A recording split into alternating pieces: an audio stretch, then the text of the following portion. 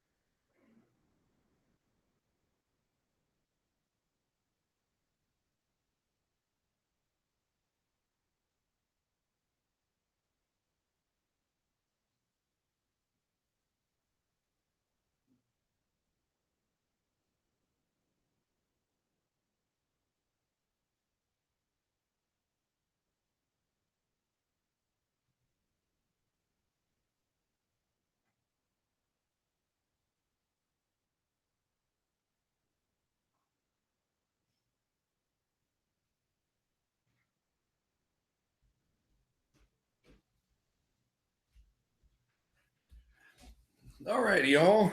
Here I'm is. Okay. I've done made it. Okay, sweet. Man, counts as exercise having to walk all the way over there. All righty, hang on. Now I think I wonder if we're using the new webinar jam or not. Now, what I want to do is I want to see if this goes full screen for you guys. Okay, so let me know, excuse me, if you're seeing this now in full screen. So you shouldn't see all my other slides on the left. You should see like all of this stuff happening. And now I'm going to get out of here and see the Webinar Jam console again.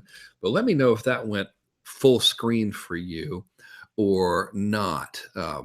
If it didn't, I'll just change the input a little bit. It's not a big deal for us.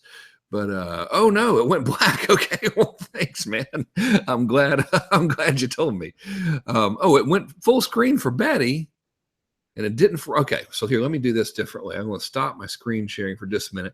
You're not going to see anything, but I'll switch it over to go old school. All right, so hang on. We got this. I was trying to get fancy, guys, as well as trying to do. Old Kern trying to be fancy, man. All right, so hang on. Now I'll make it a screen share party, and then we'll do it the normal way. So hang on here. Show my entire screen of screen number dose, and then we'll be solid. Okay, this is the normal way. So y'all should see this thing now. And here, let me move my microphone closer to me, and then you'll see full screen. So now I'm going to go full screen again, and let me know that the full screen works here. So you should see it. It'll say the shield here, full screen, and then another slide, etc., and so forth. And now I will get out of full screen. If you can just let me know real quick that that full screen worked and everything is cool now. Sweet. All right. I've only done this like a million times, but still, I'm glad I got your input on this one, or else I'd have done screwed it up, man. I'm so glad you guys are here. I tell you, I really love teaching this stuff. My voice is still a little bit funky, and I even recorded a version of this for you and uploaded it, and YouTube just didn't render it properly. So we're gonna go full live today. I might lose my voice a little bit. I don't think y'all care though. I've never had a really soothing voice to begin with, have I? So let's get started. Okay, so I'm going to go full screen now. Hey, iPad Pete, my man, what's going on? All right. Excuse me. Sorry. I feel like a champ, guys. My lungs are just sort of getting rid of that old mess I had 3 weeks ago. But back in action, 100%. Okay, so the name of this week's session here, we're in session 3 of the path, and this is really all about protecting and preserving what we did last week and making sure that all that work we did like sticks and then making it stronger. All right. So if you recall, our pathway here is really everything we're doing is built on these three questions, which is what do you want and why do you want it? And then we did a lot of work last week on who we got to be in order for it to become inevitable. And in doing that, we created that new identity that we want to assume, that identity that we kind of have to become in order to really operate at our highest levels of contribution. And just as a bit of a quick refresher, we know that the identity is really controlled by like three things. It's our input, what comes into our brains, it's controlled by our surroundings, who we hang up with or who we hang out with, etc. And then it's controlled by conscious reinforcement. And we know that the effect of this self-image controls our thoughts and our focus, which control our actions, which controls our results. And interestingly enough, this can work in our favor or it can hurt us. So our results will reinforce the self-image. So if we have a bad self-image and we focus on dumb stuff and we do dumb things and get crappy results, it just gets worse and worse. Where on the flip side, if we have a good one and we consciously focus on good things and we do smart stuff, we get good results, and then it builds that self-image. So it's really cool. And we learned last week that our highest driving force really truly is contribution. And we learned that there are basically three pillars. And the first one is our family. The second one is our marketplace. And the third one is the world. And during our last session together, we sort of identified who it was for us that represented family. And we did the same with the marketplace. And then we really began thinking, well, how far can we really take this, and how can we really contribute to the entire world? And we answered those questions, and then we came up with the traits that we would need to cultivate in order to actually contribute at that level. And the reason we are focusing so much on contribution is because as entrepreneurs, we understand the fundamental law, which is our reward is going to be in direct proportion to our contribution. So the more we contribute, of course, the greater our rewards are. And that's sort of a given. So that's why we want to contribute at the highest level. So I came up with some traits that I needed to cultivate. And you came up with some traits and characteristics that you needed to cultivate.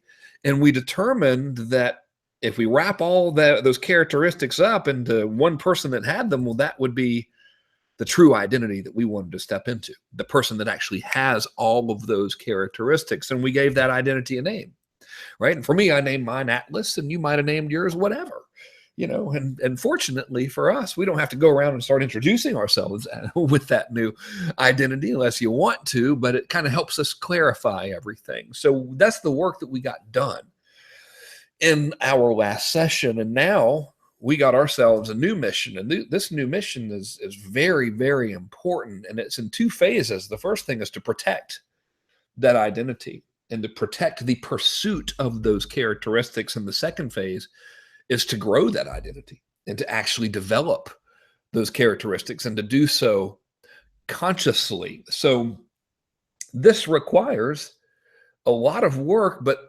thankfully the work is actually quite simple.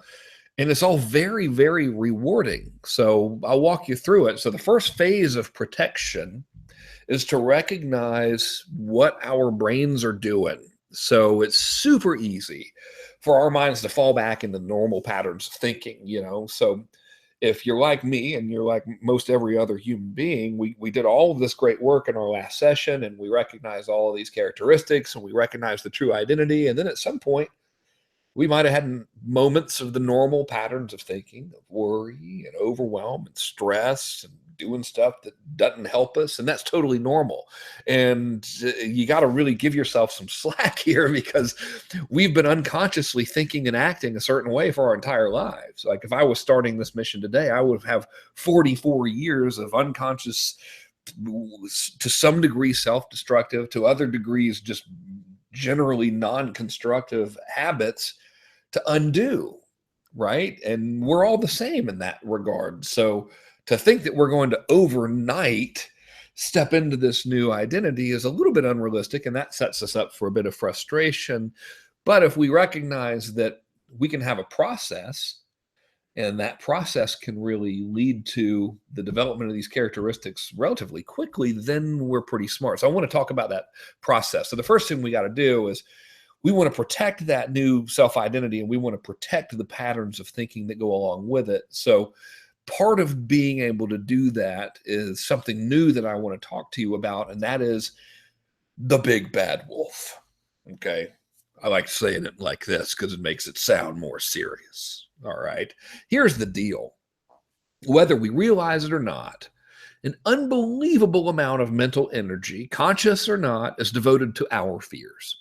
And therefore, a lot of our decisions, whether we realize it or not, are made so we can avoid that which we fear.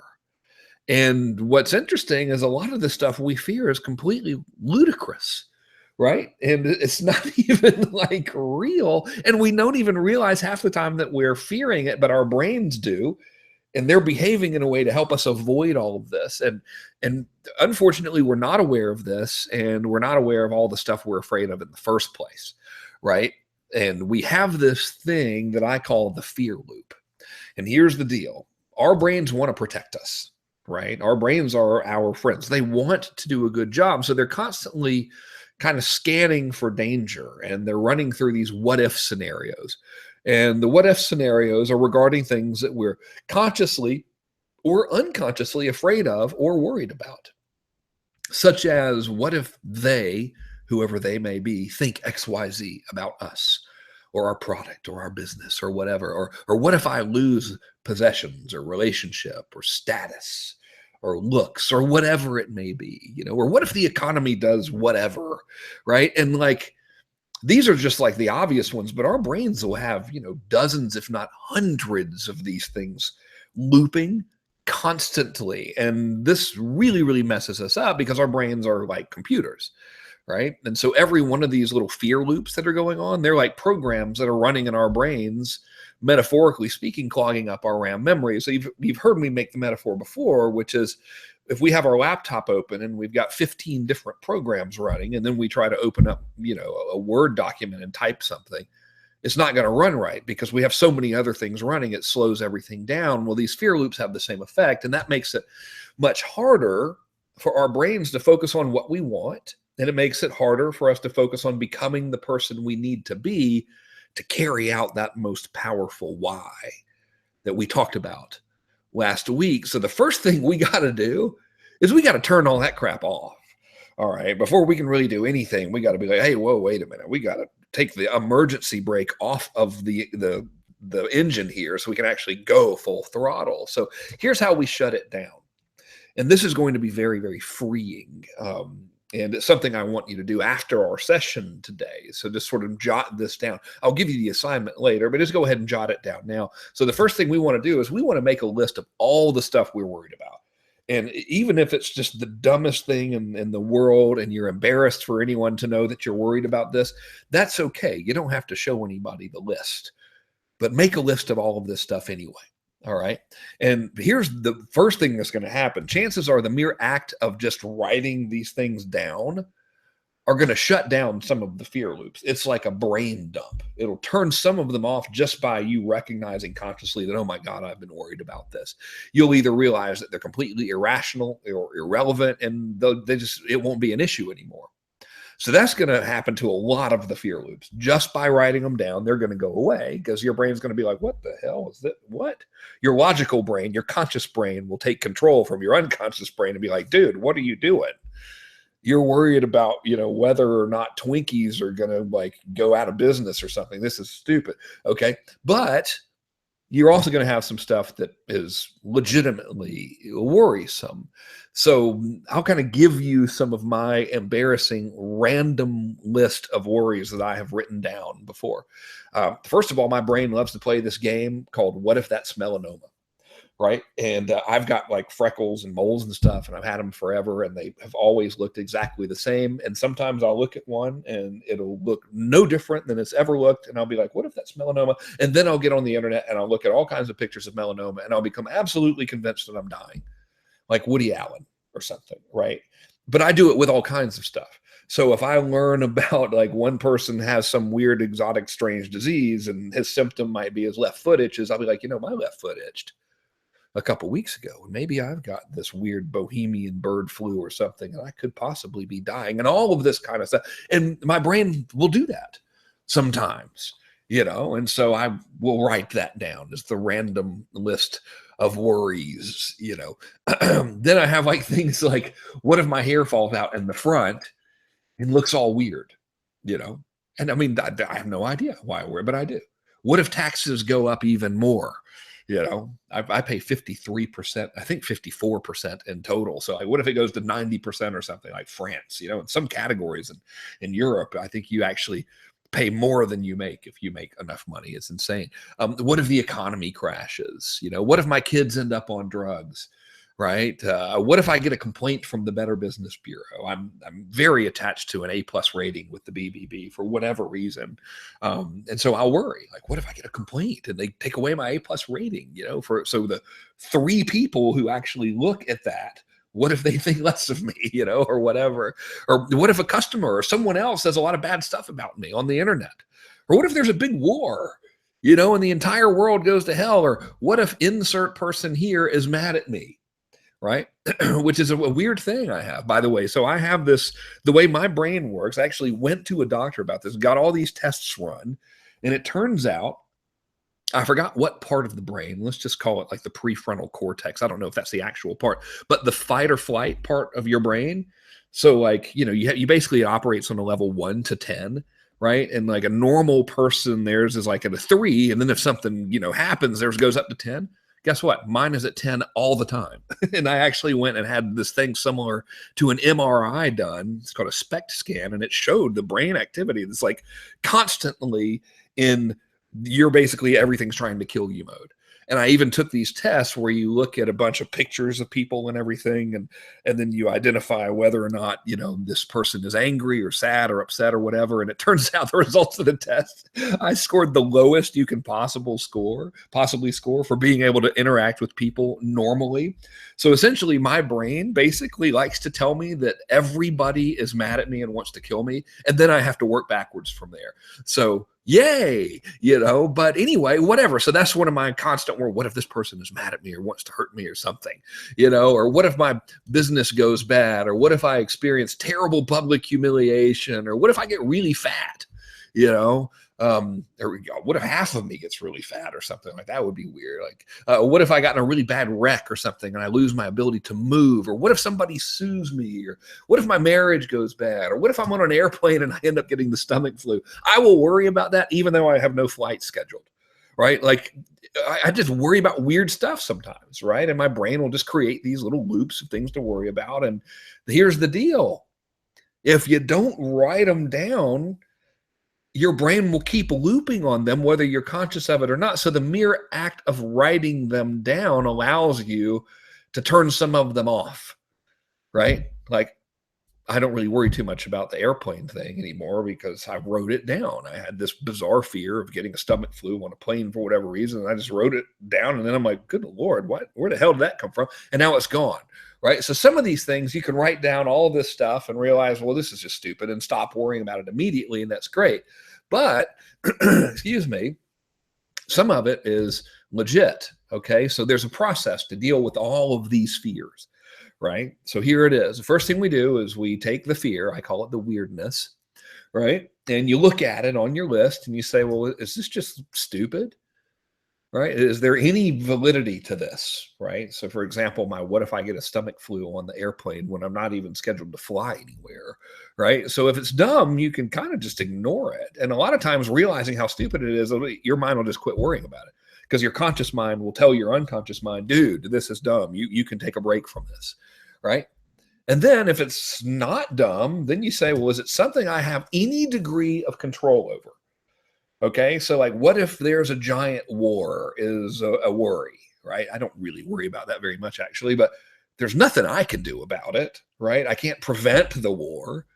I can't go single-handedly win it. I'm 44. I mean, I would go, I guess, if they wanted me to go and shoot people or whatever. I probably could shoot a couple of them too. A pretty good shot, but you know what I mean? There's really nothing I could actually do. So if you can't control it, do your best to ignore it. And what I find helpful is because my brain tends to worry, right? And it tends to, because of however it's wired, it just tends to want to go towards fear. Maybe it's because I took too many drugs as a kid or something. You never know. So what has helped me is I'll just write down a list of things I worry about and I can't control. And then just writing down that list helps me for whatever reason, because it just sort of frees the brain up from it, right? So you just try to ignore it to the best that you can. And some people can ignore it. Like the war thing, I wrote it down. I'm like, well, dude, if there's a war, there's a war. What am I going to do? You know, and I don't really worry about it anymore, right? If the economy crashes, I'm like, well, if it crashes, and I'm pretty good at marketing, so people going to buy something. You know, it's not everybody in the world's not going to be broke. I'll just sell things to the people with money. So I quit worrying about it, right? But then there's these things where you actually do have some degree of influence on whether or not the thing you're worried about will occur, or you've got a degree of influence on what you can do if it does occur, right? And for that, there's a process, and this process is very freeing. It's called prevent and prepare. So I want to walk you through it real quick. So what we do is, now you've got all the list of things that you just worry about, all of these open loops of fear and worry in your brain, and you cross out all the ones that are dumb, and then all the ones that you just, there's nothing you could possibly do about it. You know, you either ignore it or you just make a little side list of like, here are the things that I worry about, and I give myself permission to worry about that I have no control over it, and I'm just going to acknowledge that these worries exist, and just the mere act of doing that kind of calms it down. But then you've got these things that are actually legitimate, right? And you can exert some degree of control over, and you can take control. So what we do is we do 2 steps, and it's very simple. First thing is we make a list of action steps that we can do to prevent the thing from happening. And then we develop a prepared plan of action to handle it if it does happen. And what this gives you is incredible peace of mind, and it makes you very, very strong. And I kind of learned this from looking at the military, right? So the military doesn't, like, you don't deploy a unit of United States Marines into Afghanistan and they don't sit around worrying about what if we get ambushed, right? They have all of these action steps to prevent an ambush from occurring, right? They send out scouts, they have intelligence, they have recon units, etc. And then they have an incredibly well-rehearsed plan of action to handle that ambush if it does occur, so much to the point that they could be dead asleep, the ambush could occur, and they're firing on autopilot, right? Because they are prepared. So if we do the same thing for legitimate things that we worry about, guess what? They, A, no longer become things we're worried about, and B, we become significantly stronger. Right? So we're actually stepping now into this proactive identity that we want to have. So let me give you an example. Okay. So I had for years had this fear of, what if a customer or someone else says really bad things about me on the internet? Right. And it's occurred. I mean, I've had complete strangers dedicate, years to writing blogs about how I'm like in some sort of marketing mafia type of thing and all of this weird stuff. And it probably, that fear stemmed from when I was sued by the Federal Trade Commission in 2003. And that was very humiliating. So it was a serious worry. And I was like, well, I can worry about this, and this is a possibility. I mean, I'm a public figure, so, it's kind of a legitimate thing. So what can I do? So the first thing I did was I worked in the prevent column, right? So I decided to be very proactive against the likelihood of this happening by doing a lot of stuff. First of all, we developed a really, really rigorous process for customer service, right? And I say we, it wasn't really me at all. It was my team led by Aurora and with a little bit of guidance from me. But I went out and I made the investment in significantly upgrading our customer service capabilities. In fact, we just hired another person, right? So we developed this whole process for what to do if someone has a question, and we developed benchmarks, and we made ourselves very, very available, and we document everything using systems. So if someone writes in and they need something, we have a record of that entire conversation, and we now practice what we call surprise and delight for our members and our customers. And really our only customers now are the members of the Kern Inner Circle, because that's all we do. And we like to surprise and delight them. In fact, this class was created as something to surprise and delight our current members. right? And it was like, hey, let's go the extra mile. So we proactively try to make people as happy as possible, so they would never have a reason to ever go out and be like, this person is sucks, right? And then in the event that we do have what we call problem children, right, where someone's just really mad, or they just really mad, we have a process to give them personal attention. So there's a process. If someone is angry about they couldn't get their book download or whatever, not only do we send them the PDF, we also send them another book for free, and then we follow up. If someone is really, really upset or whatever, they'll get a call from me personally, right? We do whatever we can proactively to make sure there's never anyone that would ever have anything bad to say, because we're deliberately going out of our way to treat them really, really well. But then we're also now prepared. So what if none of that matters and someone does go out and they're like, this Frank Kearns is the worst person in the world, I just can't stand him? Well, the first thing that we've done is I deliberately saturate the market with goodwill, right? So we try to do such a good job, and I try to do such a good job, that it just won't matter. So for example, I'm a customer of Rolls-Royce. I love Rolls-Royce. I think they make incredible cars. I love the story of the company. I love everything about them. There could be 15 websites out there. If I typed in Rolls-Royce and there were 15 websites and they all say Rolls-Royce is horrible, it wouldn't matter to me, because I love Rolls-Royce, because they have saturated me with goodwill. Right? I mean, my last one, they sent me a little model of the very car, and it's here in my office. It's really cool. I like it. They gave me like luggage carriers and hats and stuff, and they call me, they invite me to these events. And there's really nothing anyone could do that would change my opinion of Rolls-Royce, because they have saturated their market, me, with so much goodwill. So for us, we do that deliberately. Right? That's why I do a lot of live webinars and put out a lot of results in advanced stuff. The second thing for preparation is I am prepared to completely ignore it. So for me, if someone's out there saying really, really horrible things about me and they're not a customer, guess who doesn't even know half the time? Me. I don't care. I only care about my customers. So I now have gained that willingness to ignore completely, where in the past I didn't have it, and then I would worry about it, right? In fact, now that I think about it, all the stuff that's ever been out there, to my knowledge, has been by people who never purchased anything from me in the first place. So now I could care less. Like, say what you want to say. It doesn't matter to me, as long as you're not a customer. If you're a customer and you're upset, I care. But otherwise, I'm willing to ignore it completely. And that preparedness helps me, right? In the event that there ever is a customer, because we have everything documented, I'm able to go out and defend myself if needed instantly. Right? Because every single customer interaction is documented. We use a system called Zendesk. It creates support tickets, and every single bit of communication is stored forever. Okay. So because we have all of these prevention processes where we're surprising and delighting, and we have designated procedures for how to handle situations with customers, we know we're doing the right thing. So if someone goes, hey, these guys were terrible to me, we can be like, actually, here's 100% of our correspondence with this person. And I don't really see this being terrible at all, right? Because we have a process where no one is allowed to be mad. We go overboard and we're cool to them until they're not mad anymore, right?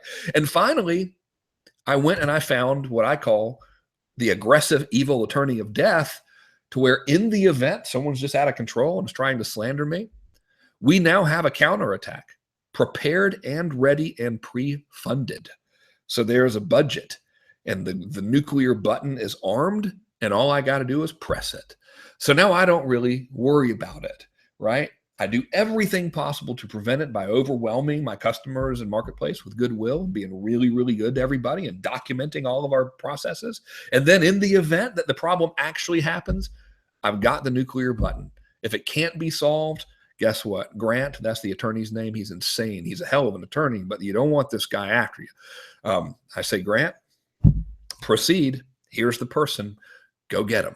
And it's never had to happen, but I have tremendous peace of mind because I know that it can, right? So that turns off that worry. Okay, now that worry is gone for me. It just does not occur because I use the prevent and prepare method, right? So the net effect of all of this is, writing down all of the things that you're worried about. It turns off your fear loops by recognizing the ridiculous ones as being ridiculous. So your conscious mind tells your unconscious mind, dude, this is the dumbest thing ever. You can stop worrying about this now. And your unconscious mind is like, cool, thank you. And then the ones that aren't ridiculous, you can appease them by having prevention and preparation. You have that Marine Corps like discipline to know, here's how I handle this situation, right? Boom, we're ready to go. And that gives you incredible peace of mind, and you experience a dramatic reduction in general stress, overwhelm, and anxiety. And during the process, you might even learn how to do a better job at what you do, right? Like, I'm very proud of our customer service right now, really proud. So proud of Taylor and Tyler and Aurora and everybody on our team. They're just awesome, right? So that the net effect of me being worried about that and actually dealing with it has now not only benefited me, but I'm now able to be better for the people that we serve because of it. So it's cool, right? So that's the first thing we want to do, is just recognize all the stuff we're worried about and then just handle it. Okay. And most of it you can just turn off. All right. So now we got to protect. So now we sort of are protecting our brain's capacity to work by shutting off the fear loops. The next thing we want to do is protect it through limiting input. And as you know, we are profoundly influenced by what we allow into our minds. All right. And so that could be in the form of media. That could be the ads we see. That could be the stories we listen to. That could be the conversations we participate in. All of that stuff is input, right? And most of the input that's coming in is directly undermining our process. All right, or our progress, rather. And I'm not saying this to imply that people are trying to undermine you specifically. I don't believe any of that, really. I mean, we might have people in our lives that want to see us fail so they can feel better. But as a general statement, I don't think that there's a grand conspiracy of people trying to keep us down. But I do think that what we're letting in does undermine what we're trying to accomplish. So we've got to deliberately control what comes in. And basically, we've got 4 categories of input. There's intentional media, there's passive media, there's intentional association with humans, and there's unconscious human association. All right. So let's talk about it. Intentional media is input in the form of media that you deliberately seek out and consume. So that's the books that you deliberately read, magazines, radio talk shows you listen to on purpose, websites that you intentionally frequent, TV shows you watch, movies, etc. Here's the deal. Much of that stuff that we're deliberately consuming undermines our mission. It undermines our ability to cultivate those characteristics we need to cultivate in order to become the person we must become, in order to make everything we want to achieve inevitable, right? So let me give you an example.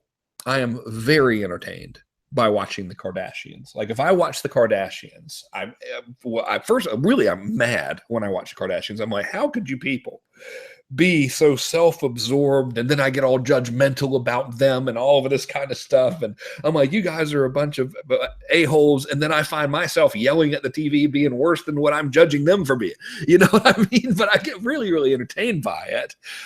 So that's one thing. But the other thing is, I want to stay focused on developing and maintaining the characteristics needed to assume the Atlas identity, right? Like, I want to be the best I can be all the time. Remember, we talked about this last week. There is no victory without discipline, right? So when it comes to this show, this deliberate, voluntary, conscious thing I'm letting in, I got to decide, hey, does watching this show contribute to or undermine that, or is it neutral?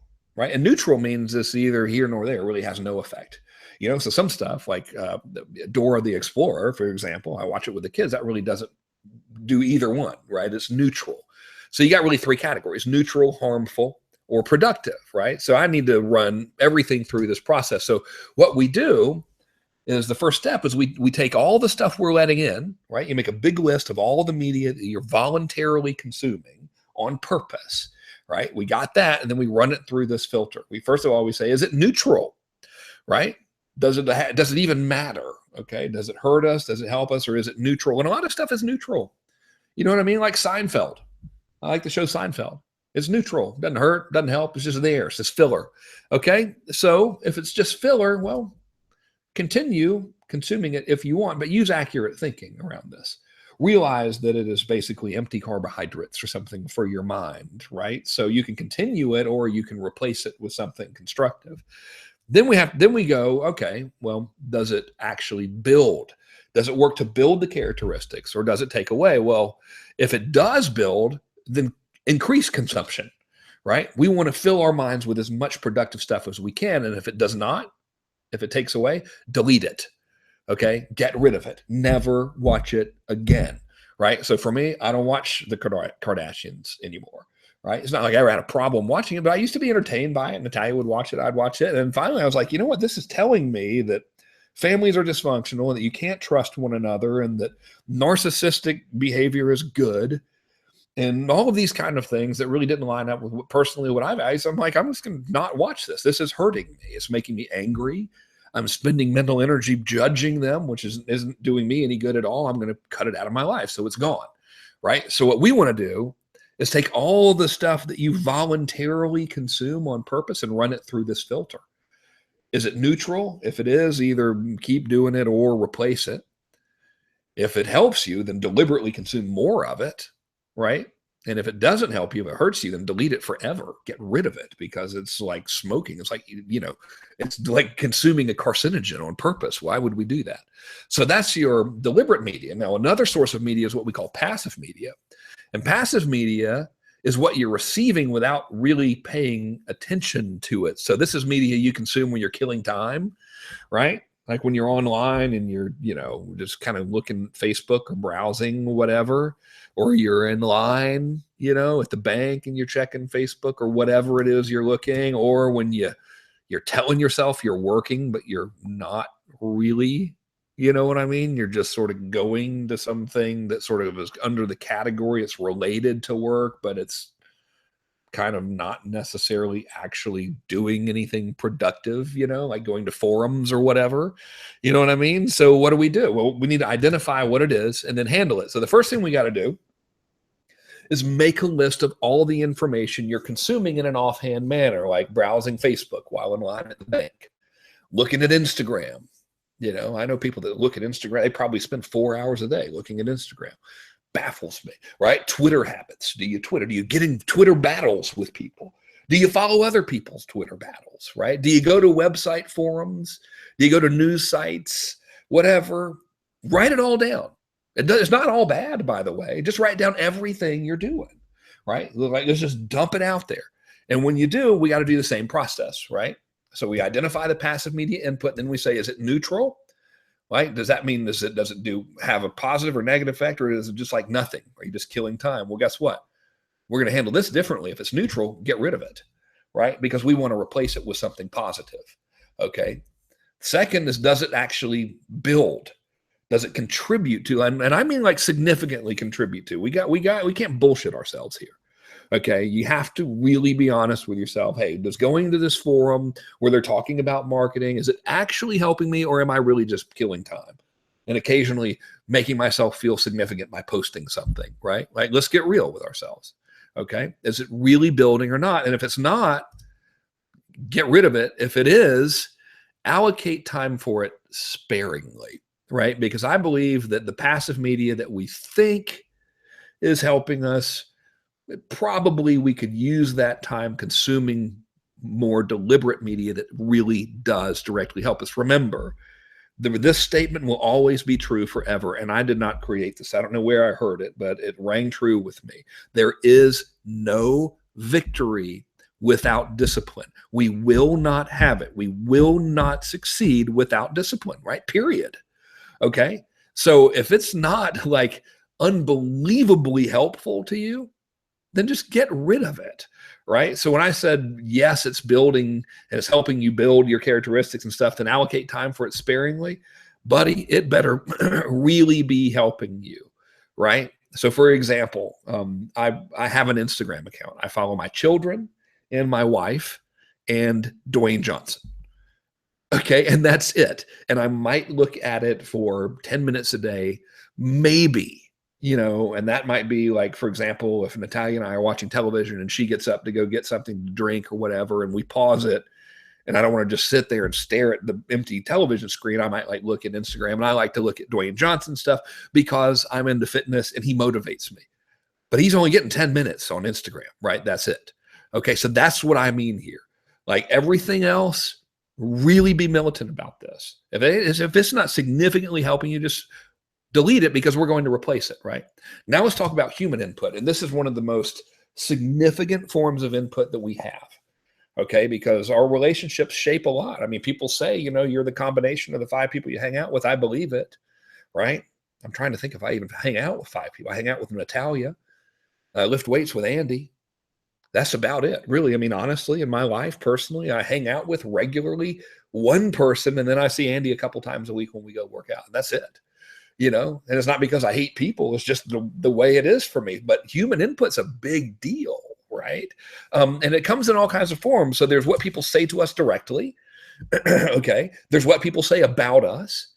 There's what people say to each other about topics we care about, right? Like, I mean, tell me, have you ever seen like one person make a Facebook post to their audience about something you care about, and they say something unfavorable? And then you get all mad about it. You're like, oh, you're wrong. And then you hit refresh 9,000 times to see if people liked your rebuttal, or then you get in an argument or whatever. It could be in a forum. I mean, that counts, right? What people say to each other about topics we care about, for whatever reason, we tend to give that a lot of weight.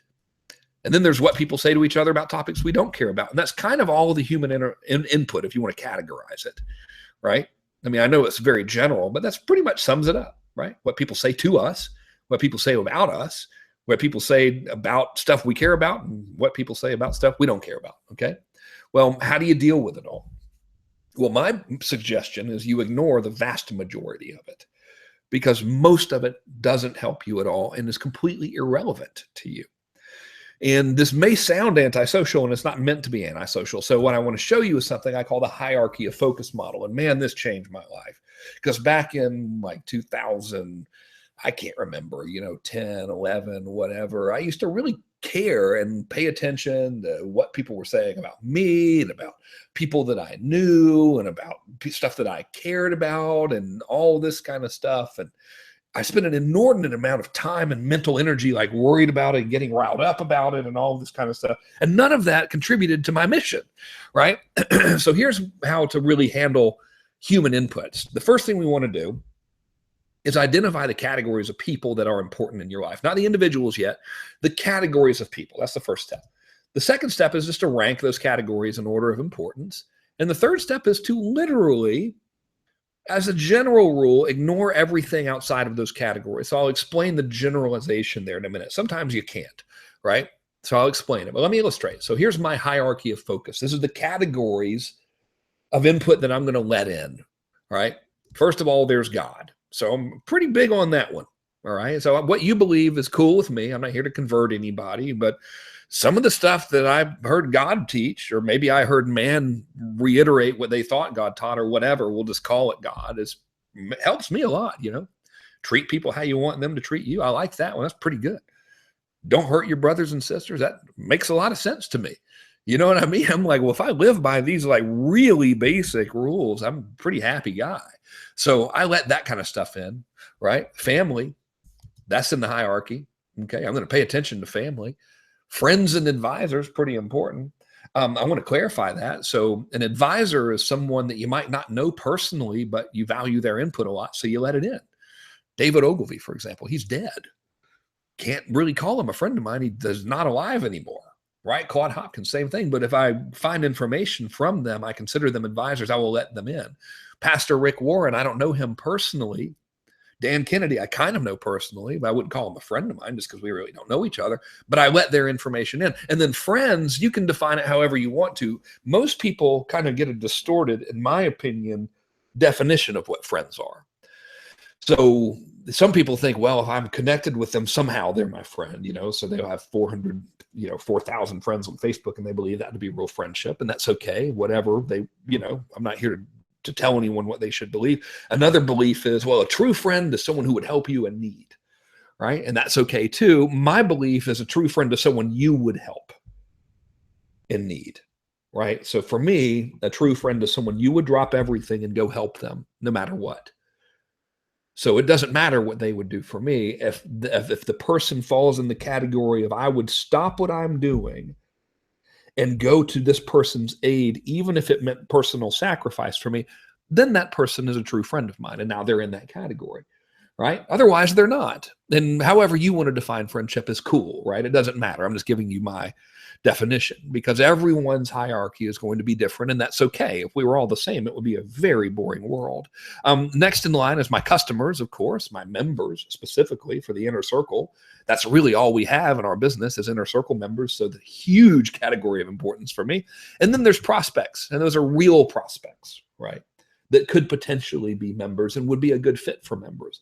And so that does not mean people in the marketing marketplace as a whole, because some would be terrible members, right? If there's a get rich quick person, like what are those forums like Warrior Forum and JV Zoo and things that are a little, not to judge, I'm sure there's plenty of good people, but a lot of that stuff is more in the, get rich quick kind of stuff and newbie oriented. They're not prospects for good members, right? So I wouldn't really count them in my hierarchy of focus. And what's really helped me is to kind of view the entire world in a binary fashion, which means it's either yes or no. That's it, right? So I view the world as this. There are categories of people that are worthy of my focus, and then there are categories of people who are not. And then I sort of behave accordingly, right? So I showed you the categories who are worthy of focus. There are like random people on Facebook. Like there's probably people right now on Facebook talking about both of us, saying they don't like us or they disagree with us or whatever. I could care less. They just do not get my focus, right? People on Twitter, no clue what they're saying. Don't care, right? Our president likes to tweet. That amazes me, right? I'm like, what in the world are you thinking? Talking to all of these people that you don't even know, that arguing about nothing, so I could care less, no focus whatsoever. People who aren't my family and people who aren't my friends and people who aren't my target market and people who aren't customers, they don't count. I have no concern. I completely ignore them unless I deliberately choose to pay attention to them for my own personal entertainment or whatever. The only time that this is broken would be, for example, if like the police showed up at my house and said, have you seen this missing child? That would get a tremendous amount of focus from me because I want to help, right? So there are exceptions to this, but only those types of exceptions. And what this does is it takes this massive world of human input that we're getting, and it allows us to eliminate 99% of it. But what about that 1%? Like people in these categories, a focus for me, family, friends, advisors, prospects, I can still get stress from them, right? It doesn't mean that everything they tell me is going to be productive for me. So I'm still going to get what I call weirdness from these people sometimes, right? So how do we deal with it? Well, the first thing we do is we identify the source of weirdness, right? So remember in our first week together, we talked about the big lies our brain likes to tell us, and it likes to tell us that everything, everybody, nobody, no one lie, always, never, and it does these big generalizations. So the first thing we got to do is instead of our brain, listen to our brain going, all of your customers hate this new release of whatever, we have to go, okay, wait a minute. Who specifically is doing this? And then, usually it's going to be like one person or two people or whatever. And then we got to say, well, is this person in our hierarchy of focus, right? And if they're not, well, guess what? We can completely ignore it and then banish them for your life if you want to. But if they are, and sometimes they will be, right? Then we say, okay, what specifically is the issue here, right? And the issue could be anything. They could be like, hey, you have personally done something that needs to be addressed. Or they could just be going, hey, it's the end of the world because Trump's president or whatever, right? And so we have to now say, okay, can I personally do anything to remedy this situation? Can I improve upon this input at all in any capacity, right? And in many cases, the answer is no, all right? So guess what you get to do? You get to just let it go. There's nothing you can do about it anyway. So, okay, I understand you're really upset about Trump being president, man. I hear you. It really bothers you. I got to go, right? That's it. The end.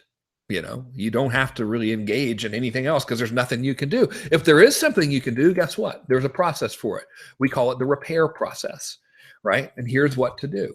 So let's say there's something in your hierarchy of focus that is causing a stress, and you can do something about it. Well, here's how to do it. Number one, identify the exact problem and the people involved, right? This doesn't even necessarily mean you've done anything wrong. It's just something that you can contribute to the repair of. So you got to get very specific. Number two, write down the 3 most impactful things you can do to fix that problem. And number 3, just do one immediately. Okay. And when you do that, guess what you're doing? You're shutting the loop down in your brain. You'll free up your brain now to go work on fulfilling your mission. And you are also likely demonstrating one of the characteristics of the identity that you want to have, right? Which is being proactive and actually solving problems and being genuinely helpful. So the process is very simple, but what we've done right now is we've just chopped out like 90% of the input coming into your brain, right? Like we're cutting out the destructive stuff like it's a tumor and it's gone, right? And we're taking the passive input that you're getting that's neutral, that's not really helping you, it's not hurting you, it's just wasting time. And if you want to, I suggest you do, we get rid of it, right? And we're taking the human input that has no help to you whatsoever, and we're just getting rid of it, right? We're not accepting that input anymore. And what's happening now is we've created a huge vacuum. And nature abhors a vacuum. It will fill a vacuum. So now what we need to do is the next phase here, and that is to grow. So last week we identified the identity. We identified the characteristics we want to cultivate. So now it's time to deliberately start cultivating them. Okay. So how do we do it? Well, the first thing, we kind of just did it. I mean, I gave you the instructions to do it, right? That's delete all the destructive media. Okay, so if you don't have messages coming into your brain saying you're stupid all the time, you're not going to think you're stupid anymore, right? That was a generalization. I'm not suggesting you have those messages. I certainly hope you don't, because you're definitely not, right? Next thing, we're going to filter our human input by the hierarchy of focus, right? Because human input is extremely powerful, and it's not all good, and it's not all necessary, okay? The third step now is we want total immersion in positive input.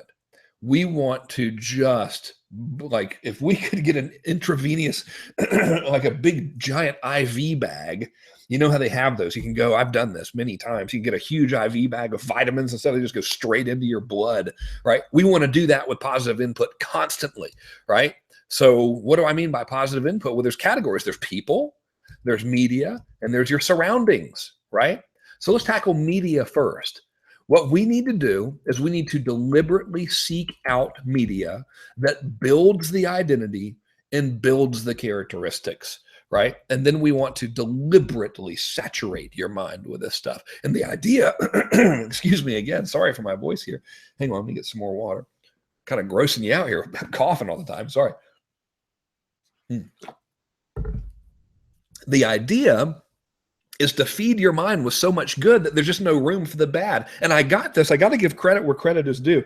I got this from a pretty unusual friend of mine by the name of David Wolf. Some of you guys might know David. He's into the raw food stuff, and he's a little controversial, you know, but whatever. I mean, I kind of agree with a lot of what he says, which is if you eat a lot of really healthy things, you're going to be healthier. And I befriended David, it's probably been 7 years ago or so. And he's telling me all this stuff about all these different foods. And I'm like, dude, you know, this all really makes sense to me, but it's very confusing. He goes, listen, here's all you got to do, Frank, is just eat so much healthy stuff that you're full and you don't want to eat bad stuff. And I was like, okay, well, that makes a lot of sense. So I started deliberately doing it. Like, he taught me how to make all these super healthy smoothies and stuff with all these raw cacao and all these like extracts of super vitamins. And I would, you know, I'd have one in the morning, and I'd wait an hour and I'd have another because they were very delicious. And when it came time for lunch, I didn't want to go to Jeff's Burgers in La Jolla, even though this is unbelievably good food. I was just full.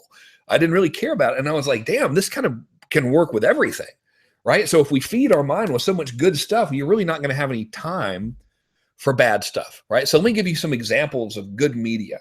Okay, there's categories. First of all, there's audio, right? Podcast, tapes, etc. And then there's books, right? And then there's like videos, specifically YouTube channels, YouTube videos. And then there's movies, right? I mean, I can trace back decisions that I have made in my earlier years to have certain lifestyles based on movies I watched.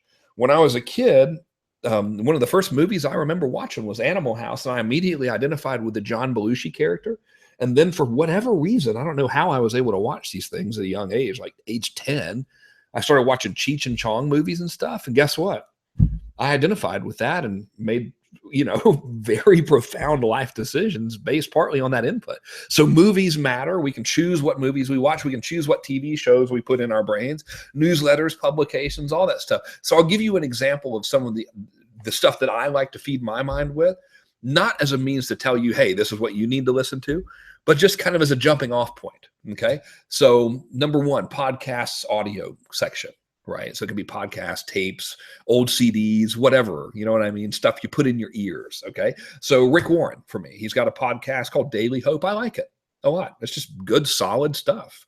Right. Sometimes he likes to talk about the devil and hell and everything. And I'm not really into that. So I choose to view that as a metaphor to mean man's own self-destructive nature. But other than that, I'm really into it. I like it. Kind of gives you the message to like, hey, be really cool to people and don't make it all about you and contribute a lot and you'll be pretty happy. And I agree with it.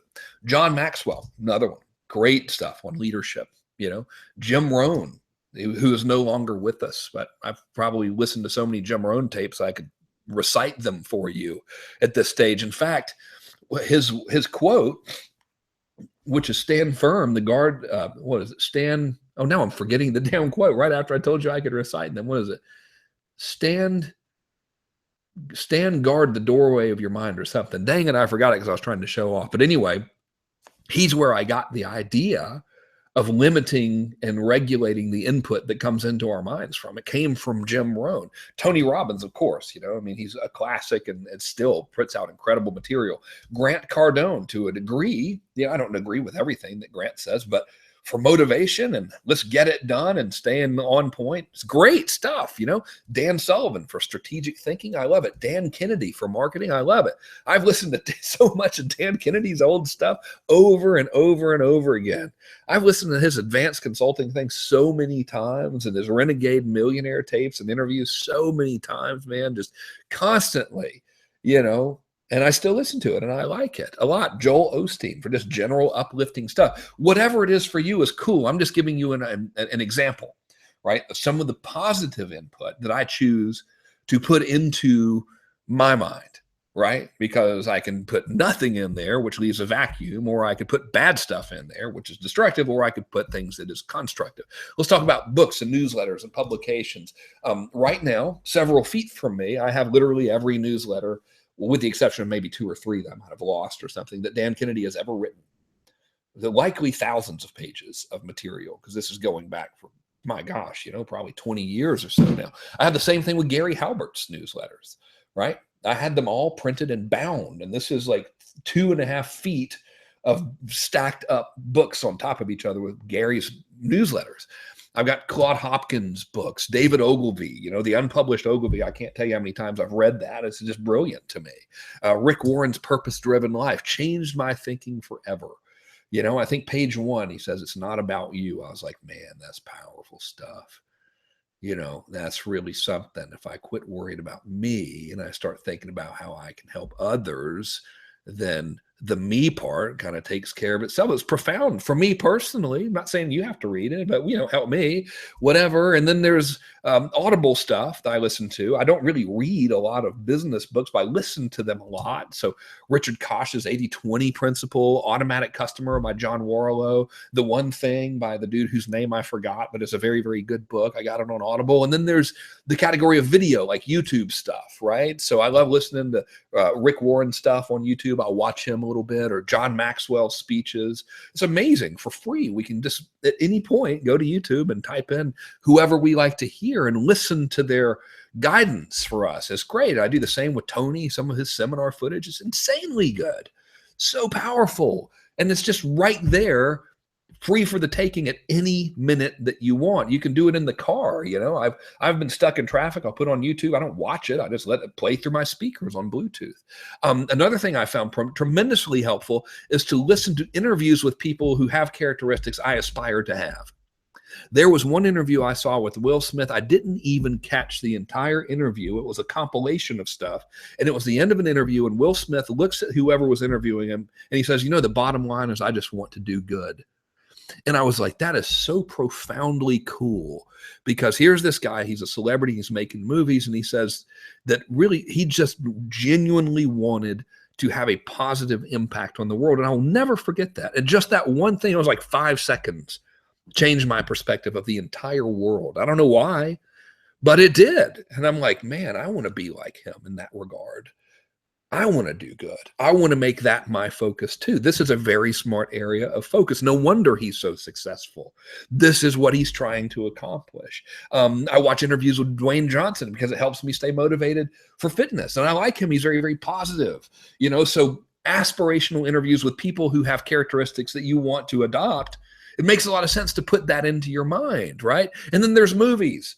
Right? Like we can watch things like Cheech and Chong and Animal House, which is, hey, great movies, love them. But man, I can't imagine what my life would have been like if I did not immerse my brain with that kind of stuff at such a young age. I probably would have done 99% fewer drugs, And hey, I enjoyed a lot of those drug experiences, but I can't tell you that they were really productive in the long term. So movies, for example, like Joy. I don't know if you've seen that movie about the lady that created the mops and stuff. And Natalia actually knows her.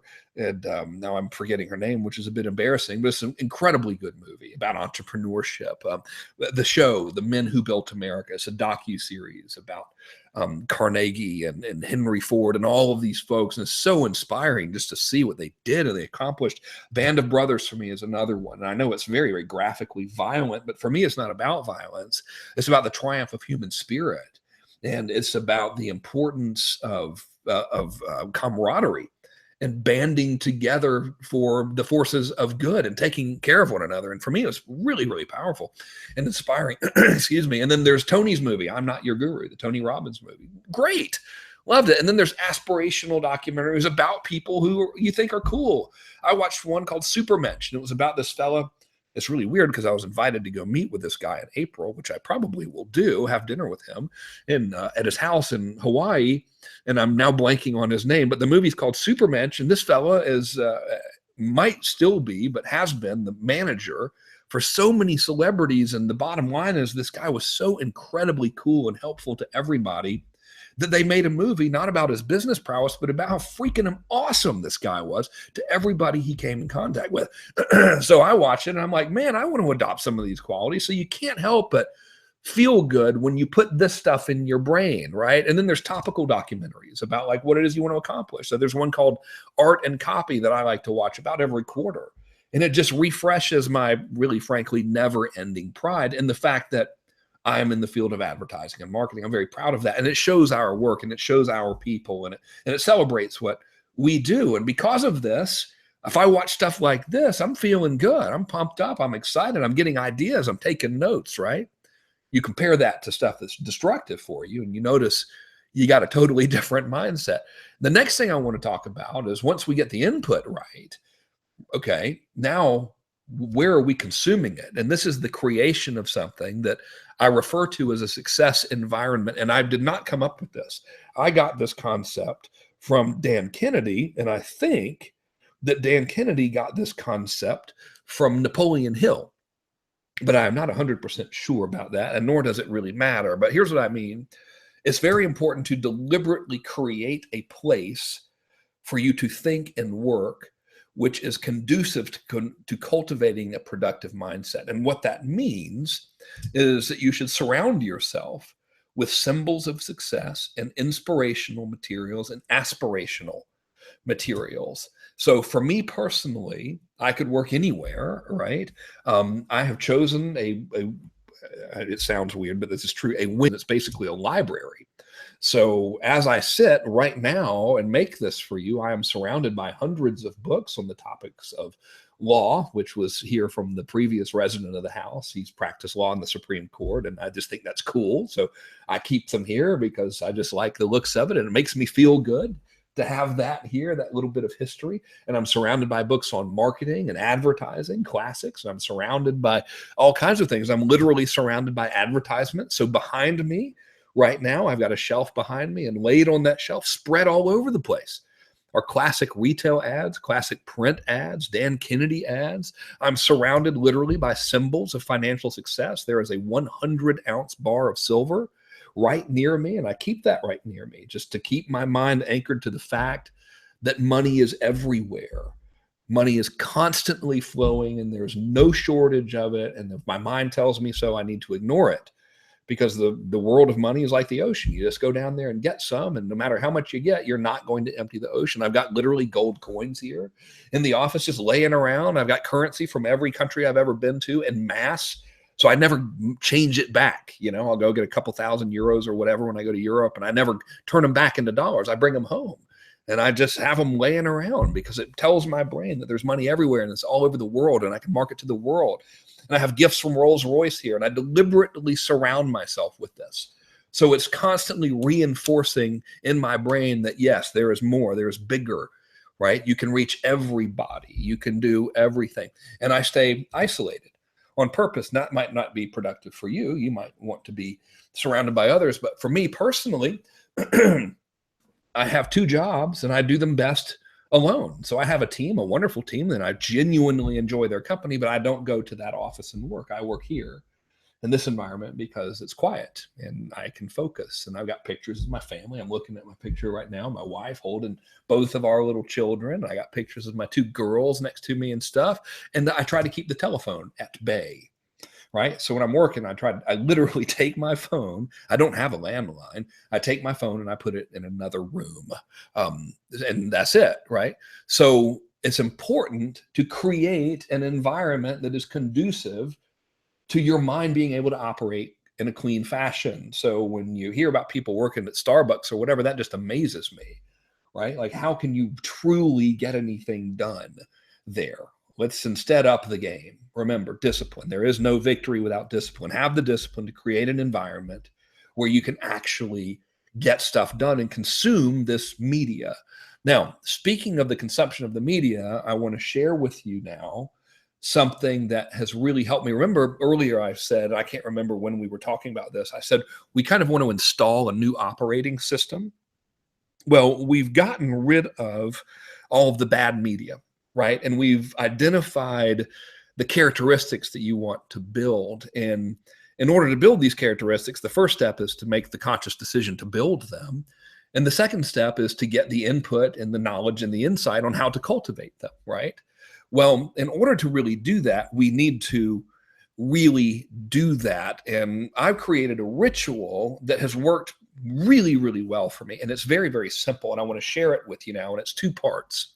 So we have, I call it the super ritual, and there's early morning and then there's regular morning. So the first thing I try to do, I don't do it all the time, so I give myself permission to be imperfect in this, but when I'm successful at this, I get up early to the tune of around 5:45, and I do not look at any screen. So the minute we start looking at our iPhones, our iPads, or our computers, we start reacting. Right? Because basically what we see is other people saying, hey, I think Brendan describes this perfectly. Brendan Burchard, he says, hey, here's my agenda. You need to get in line with it. Right? I'm sending you an email. I want you to do something other than what you're doing right now. So I don't look at any screen at all. First thing, no screen. Go away, screen. Screens are bad. You're not going to help me right now. Instead, what I do is I just ease on down, get some coffee, super laid back. It's a very pleasant experience. I make myself some coffee. Ease on over here to the library, which is also my office, and I read my handwritten notes. So typically at the end of every day, and it's not every single day, but typically I'll have like a running list of things that I'm working on, right? So I'll read those to kind of reorient myself, like, okay, here's what I'm working on, and I'll look at my statement of what I want.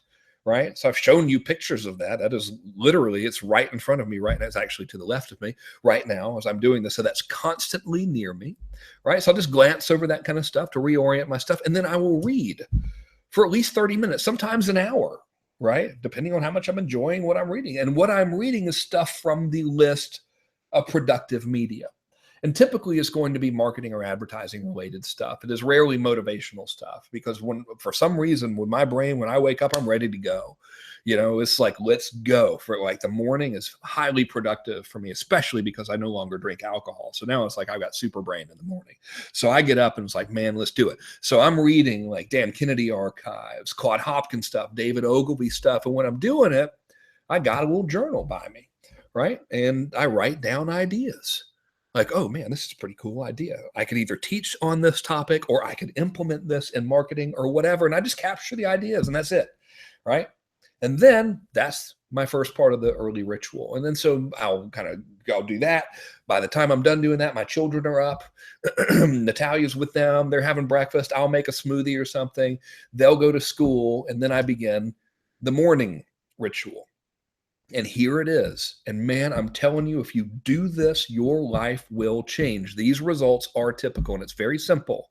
So the first part of the morning ritual is to simply move.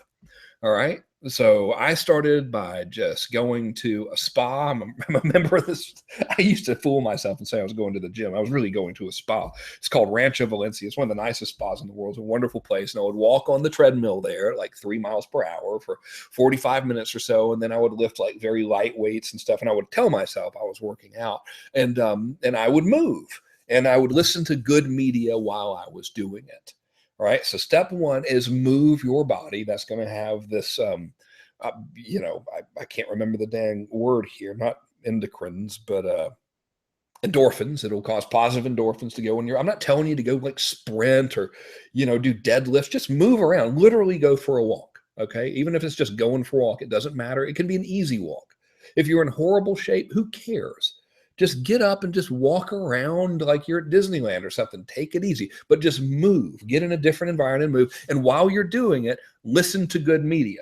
Okay. Listen to something productive that helps you cultivate the characteristics you want to cultivate. When you get done, now carry out your plan for the day. Okay. And in carrying out your plan for the day, avoid the screen at all costs. So here's what I mean by that.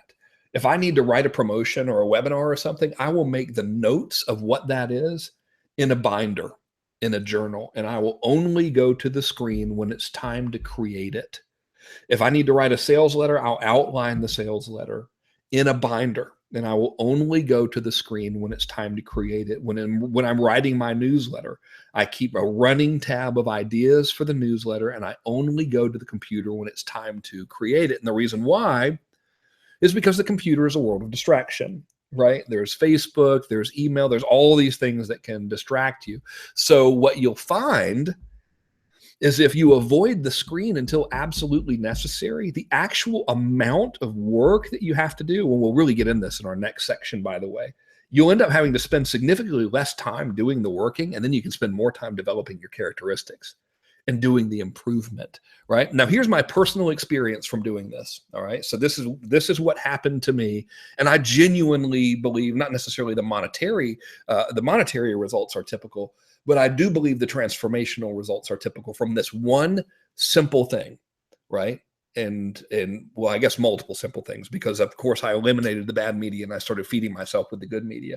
So here's the deal. Number one, give yourself permission not to be perfect. So some days you're not going to do it. It's okay. You know what I mean? Like, don't kill yourself. I was just sick for 2 weeks. I didn't go to the gym. I trained once in the past 2 weeks. I lasted 27 minutes. It was 3 days ago, 27 minutes. I was like, oh my God, I'm dying. I didn't beat myself up for that. I've been sick. I'll get back on the horse. I'll be fine. Right. So don't like flog yourself here. So here's what happened with me personally. I began the process in August. All right. And in August, I was like, I've gotten a little pudgy here and I kind of would like to be less pudgy and I need to move around. I'm married to an honest to God fitness model, for God's sake. So I kind of don't want to be the fat guy married to the super hot girl. So I started moving around in August, and I decided that while I was moving around, I'd listen to productive stuff. And one of the first things I listened to was a book called The Automatic Customer by a fellow named John Warrillow. And in August, I listened to that while I was on the treadmill at 3 miles per hour, which is nothing, telling myself I was working out. And as a result of listening to that, I created the Current Inner Circle program. And then that started going pretty good. And I was really happy about it. And I started realizing, not only do I have a responsibility to these members to advise them on marketing, but marketing is really just part of the equation. So I started really delving into personal development within the context of how to manage your time and stuff, and like how to actually be productive. So I went and I got the book called The One Thing. That's the name of the book. I got it on Audible because I like to listen to things on Audible at 2 times speed.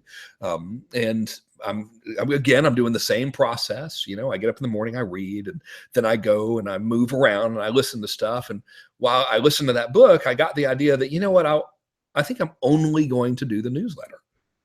And I'm only going to make my business about the current inner circle because this is the most fulfilling thing to me. And this is a good business model. And I'm very happy doing it. And I'm making a good impact. And this is it. This is going to be my one thing. And I got that whole idea because I'm moving around, listening to this book on Audible. And then things start going well. And I start realizing that we can go deeper in this. And I start listening to the 80-20 principle by Richard Koch. I listened to that on Audible as well. If you're going to get that book, get the one that Richard Koch narrates personally. It's awesome.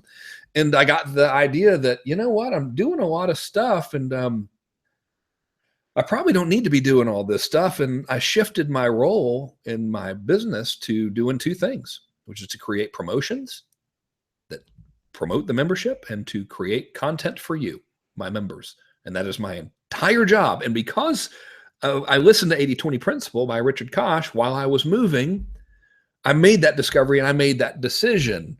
And another thing, just kind of randomly, I wrote out my entire 30-day automated promotional system for member acquisition. I wrote it by hand in my little journal one morning while I was sitting at my little nook. I have two desks here in the library, one with my computer, and then I have a little round table, and that's where I do my scheming, where I read and I write stuff. And I wrote that out one morning after reading some old Dan Kennedy ads. Well, here's what happened because of all of this, because I adhered to a moderately good version of doing this super ritual constantly, right? This inner circle that I've created is set to eclipse $500,000 in monthly recurring revenue within the next 30 days. We are so close, super, super close. And I've got the promotions mapped out, but I'm on the road a little bit. So that's why I haven't done it already. And I lost 2 weeks from being sick. Otherwise, we'd already be there. $500,000 in monthly recurring revenue. I can't tell you what that has done for my peace of mind. I don't know if I've ever mentioned this to you, but I'm the sole breadwinner for 8 other human beings, not including the fiscal responsibility I have to my team that I employ. And incidentally, I employ a team of household staff that is 4 people, and then I have my business staff. I'm talking about 8 other human beings that depend solely on me to eat, right? Family, etc. So I can't tell you what having that revenue has done for my peace of mind to be able to provide for them, right? My actual work is about 3 hours or so per day. And I don't do it every day. Now, there are exceptions to that. Like sometimes I'm writing a newsletter, I'll get on a roll and I might work 4 or 5 hours writing that newsletter because I enjoy it. And sometimes when I shoot our video conferences, for example, those are longer days. But man, you see where I have work in quotation? That's not work to me. I love doing that. What I'm doing right now for you, I love doing that. I would do this anyway. Like I like it. It energizes me, right? As a result of focusing constantly on having the Atlas characteristics, one of those characteristics is to be very healthy and have a lot of physical strength and vitality. I completely, with absolutely no effort at all, I completely stopped drinking alcohol. I have been a heavy drinker since I was 15 years old. And in 2010, I actually went to the doctor and he was like, "You're literally dying from drinking." And then I cut back and then it kind of crept up again. I completely stopped with zero effort. It wasn't like I said, "Oh my God, I got a problem." It was like, I don't think I'm really getting any benefit from this at all. And I'm really dedicated to this mission because I got very clear on my most powerful why. And I just I'm not going to do this anymore. Never touched it again. Zero effort whatsoever. I've reduced my consumption of sugar, refined sugar, by about 90%. So there's usually like one day or something I'll have dessert if we go out on a date, not every single time, but generally speaking, I used to have cookies, candy, stuff every day and white bread and all that. 90% reduction. As a result of that, I've lost a significant amount of fat around my belly. I haven't measured it yet, but it's visibly less. And I've gained a lot more muscle in my chest and arms and shoulders to the point that my jackets don't fit anymore. In fact, I can't buy them off the rack at the moment. And I also created this thing to solve tax problems. I used to have this weird, terrible habit of not paying taxes on time. So I created an automated tax in advance system that actually ensures every single week more money than necessary is taken out of my account and put into a special tax account so that when it's tax time, I have more than enough to pay the taxes, which allows me to be ahead on taxes. So I have zero worries about this. And all of this is a direct result of doing what I just told you, right? So it might sound simple, but I'm telling you, man, if you will get rid of the bad stuff, fill your mind with good stuff, and practice this super ritual, don't take my word for it. Try it. Tell me what happens. This is what happened to me. And I haven't even done the best job possible of it. I'll tell you that right now. Some days I get up and I look at the damn phone and I get distracted, and, and so I'm human like everybody else, but still doing the best I can with it has given me incredible results. So here are your missions. Okay. Number one, make the exhaustive list of all the stuff you're worried and afraid of. All right. It's actually freeing. It's not a big depression festival like it might sound like. It's actually quite rewarding, and it'll ease your mind a lot. And the ones that aren't patently stupid that you don't immediately recognize as, oh my God, I can't believe this is even on my mind, run them through that process that I showed you. Can you control it? If you can, then just do the prepare and the prevent and prepare process like I showed you. Your second mission is to make an exhaustive list of all of the media that you're consuming intentionally and passively, and run them through the media process, right? Is it neutral? If it's neutral, then either replace it with positive or continue it at moderation. If it's destructive, delete it, right? And if it's positive, increase it. Okay. Your third mission is to create your hierarchy of focus. All right. Because human interaction and human input on you is very, very powerful. And we're often very unconscious about what we're letting in. And then make a list of all that human input you're letting in and run all that human input through your hierarchy of focus and be like, hey, do I really need to let this input into my brain or not? Right. And cut out the stuff that's not important. Your fourth mission is, in the event of legitimate weirdness from your human input of people who really are in your hierarchy of focus, write down the source and begin that anti-weirdness process I showed you, which is, hey, if I can do anything to fix it, write down the 3 things that you can do to fix it and do one of them immediately. In doing so, you will be flexing the muscle of that characteristic of being a decisive action-taking person. Your fifth mission is to make, this is fun, right? Make a list of all the good input that you want to use to replace everything you cut out, right? And commit to at least 1 hour of listening and reading per day. And please move. Listen while moving. Just promise me you'll do that. I'm telling you, I don't know why. There's probably physicians that are members that could tell us why. They know better than me, but there's something about this combination of physical movement while you're getting good stuff that has this magical effect on you. And it certainly has helped me tremendously. I'm probably the only person in the gym lifting extremely heavy weights and being in pain and listening to Jim Rohn. Most everybody else is listening to heavy metal or whatever. But I'm telling you, man, I leave that place ready to conquer the day. And then I just do 2 or 3 hours of work, and that's it. Because I'm clear, crystal clear on what needs to be done. And the physiological effects and the health benefits are great too. Your sixth mission is to complete that success environment, right? Get yourself, carve out a nice place and surround yourself with things that motivate and inspire you. And finally, practice that super ritual that I just walked you through. Just give it a shot. Just practice it. Don't worry about getting it perfect. Get up a little earlier, read, take notes, and then move around while you're listening to productive media and tell me what happens after a month. My bet is things will automatically happen for you. I don't mean that in a manifestation period. I mean your behaviors will change automatically without you having to practice a significant amount of willpower, because you're reprogramming yourself with a new mental operating system. And it's incredible. So that concludes this session for the path. In our next session, we're now going to talk about how we actually spend the rest of your time, where you're going to focus, and how you're going to maximize your productivity now that you have such a clear mind. We're going to cut away all the stuff that you don't need to be doing, and we're going to focus on your 80-20 stuff. And it's going to be profoundly powerful and impactful for you. So I look forward to doing that with you then.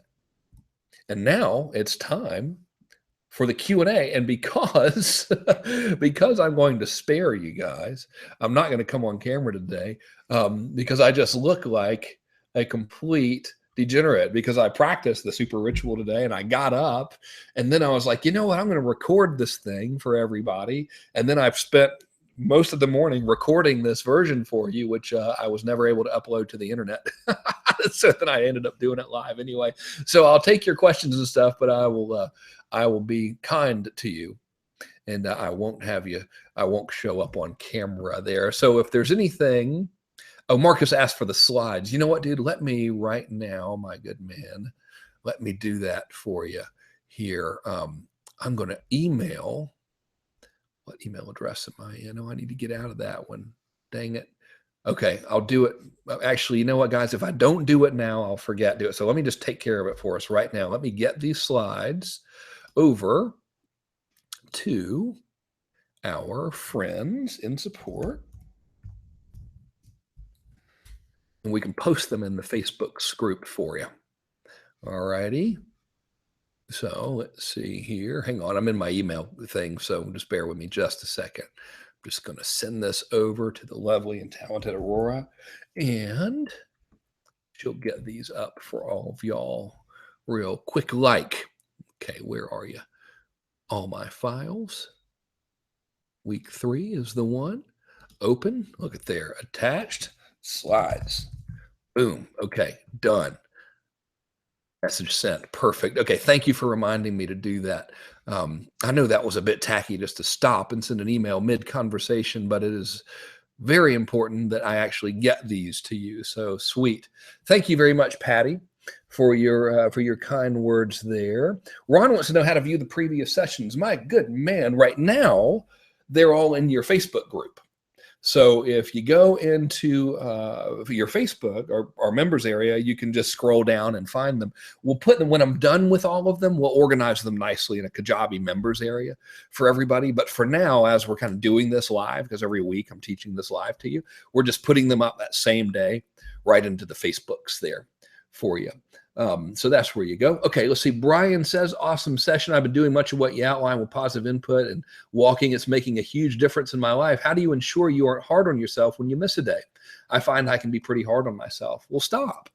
That's all, look and say, well, where's this gotten me? Right. And I tell you, I got it. Actually, that's if you want to listen to a book that is helpful about that. And a lot of what I ended up building came from my listening to this book. It's called, oh, I forgot. I think it's called something like How I Succeeded by Being a Failure at Almost Everything. The author is Scott Adams. He's the guy who makes the Dilbert comic strip. And I got it on Audible. And he talks about that. And his whole thing is just try every day. So he is his advice is to adhere to a process more than this adhered set of laws, basically, that you have to adhere to. So he's like, look, I try to move every single day. And if I don't make it, I don't beat myself up about it because I know I'm committed to the process. So it worked for me really, really well. Let's see. Jorg says, can we get the slides to part 1, 2, and 3? I know part 2 is up. And if you if y'all will write to Aurora for the first weeks, I think she can get those up there too. Now, Jeremy says, hey, Frank, I have a guy that took $30,000 from me in exchange for some marketing and never did the work. He has agreed to pay me back, but now after 6 months, still has not delivered. It's taking over my thoughts because it's a chunk of, hang on a minute, this is moving. It's a chunk of money, not sure what to do. Dude, that's a job for attorneys, my good man. I mean, if that's legit and he never did the work and he took $30K, send it over to a lawyer. And now it's not your problem, it's the lawyer's problem. And there you go. Nothing gets attention like a legal letter. I mean, I hate to result to that, but if the fella's not doing what he promised to do and he's taking your money and he agreed to give it back and he's not giving it back, then it's lawyer time, my friend. Don't be afraid of those guys. They are good assets to have. Let's see here. Okay, let's see, fellas. Sham says, hey, Frank, I'm a bit of an artist bohemian. I'm trying to be organized, but sometimes I get some crazy ideas in the middle of the night. What can I do to get closer to being like you? Well, don't accept that, right? So if you get crazy ideas in the middle of the night, wake up and write them down. And if morning's not your time, and if you're a night owl person, then carve out middle of the night time. Like, it doesn't have to be, you don't have to change the way you're biologically wired. So if you're a night owl, then just do the stuff at night. That's okay. Alrighty, let's see here. Yeah, I'm glad you asked me that question. All right. Edward's got a good point. He says, best way to get out of a hole that you're digging is to stop digging. I concur, man. That's a good idea. That's a very good saying. I'm going to steal that. I like that. Let's see. Keith said, this is so great. I feel like I get to have you as one of the few people I spend time with every week. Excited to add today's info into my regimen. Man, thank you for those kind words. And I'll tell you what, that just moving around. I know it's so basic. I'd love to tell you something like profound, like if you mix baking soda with eye of newt and you say Hail Mary 10 times while standing on your head. But man, just the constant reinforcement of good stuff while physically moving is incredible. I don't know why. Some of y'all medical folks might know why. We got plenty of you here. Let's see here. I want to make sure I don't miss anybody or miss anybody is what I'm trying to say. Brian says, I listened to that One Thing book on Audible, start to reverse engineer to my one thing right away. Have you ever listened to the book, The War of Art? I have not, but I have heard, and you're recommending it, Brian, and you're not the only one, so I'll put it on the list. Carol said, did everyone get their January newsletter? Man, they better have. So the way our newsletters work is we go to publication on the 16th of every month. And the reason why is we started on the 16th of August. So it kind of became, that's our publication date. So the whatever month's newsletter always goes to publication on the 16th. So you should have it by now. Now we have gotten a new vendor for newsletter shipping under the idea that they will be faster and more efficient. But in the event you haven't received it, I would like to know, because it should be received by now, because dang it, we stick to that 16th like glue. I know, because I'm the one who made it. And by the way, it is 86 pages this month. So y'all, I went a little bit crazy. So sorry about that. You got a lot to read, but it's important. It's pretty good. Let's see. Betty says the 80-20 rule on Audible is that is read by the author as a Nightingale course. Oh, cool. I got it on Audible for like $20 or whatever. It was awesome. All right. Let's see here. Fernando says, I'm a very serious person, maybe because my background. Fernando's a doctor, so his work is literally life or death, which is very, very serious. Where'd it go? Dang it, the thing's moving around now. The chat. I've lost you, Fernando. Where was the rest of the question? Oh, I wish I was, dang it, now I moved. I wish I was more laid back and allowed myself to laugh more. Any suggestions? Yeah, be deliberate about it. You know what I mean? Like, we can change any behavior that we deliberately want to change if we just make it a point to be like, okay, I want to be more like this. What do I need to be more like this? And dude, I mean, watch more stupid comedies. You know what I mean? Like, read more funny stuff. Spend less time worrying about things and more time laughing, and pretty soon you'll be more laid back. Okay.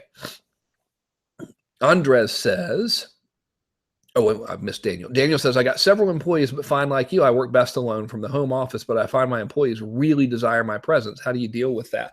Well, I really desire, I was going to say I really desire a pony, but I don't. So I really desire, cake for breakfast, but I'm not going to have it, and that's okay. So it doesn't matter if they really desire it.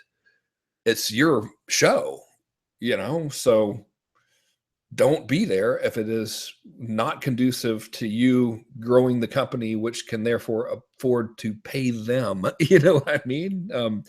So yeah, it really, I hate to sound so mercenary about it, but what they desire and what is necessary are two totally different things. And I used to think that my employees desired my presence, and I used to work at the office. And one day Aurora was like, look, man, you need to work from home, because I would distract them. And I would get in the way, and I'd joke around with them and stuff. And I basically got kicked out in a friendly way. And I'm glad I did. And for all you guys who haven't received the newsletter, then it must be on the way. So something is weird, because it doesn't look like anyone has gotten the newsletter. So thank you for that. I'm going to yell at people immediately. So you should have it like any day, because the 16th was, well, I think the 16th was a holiday. Oh no, I lost my mouse. No way. My mouse batteries just died. Uh-oh, guys, hang on. I might not be able to see anything that you write now because the mouse is done died. Come on, mouse. Come on, mouse. Don't die on me. Seriously, it's completely dead. Come on. Uh-oh. Well, that's bizarre. Man, I tell you, these mouse batteries really die fast. Hang on. I might have to walk all the way over about 35 feet, guys, and get new mouse batteries for this thing because I can't scroll to see your comments. Hang on, y'all. It's going to appear as if I vanished because I'm leaving the room, but I'll be back. I'm just going to get more batteries from the pantry. Hang on. Bizarre. Weird timing there, wasn't it? Hang on, y'all.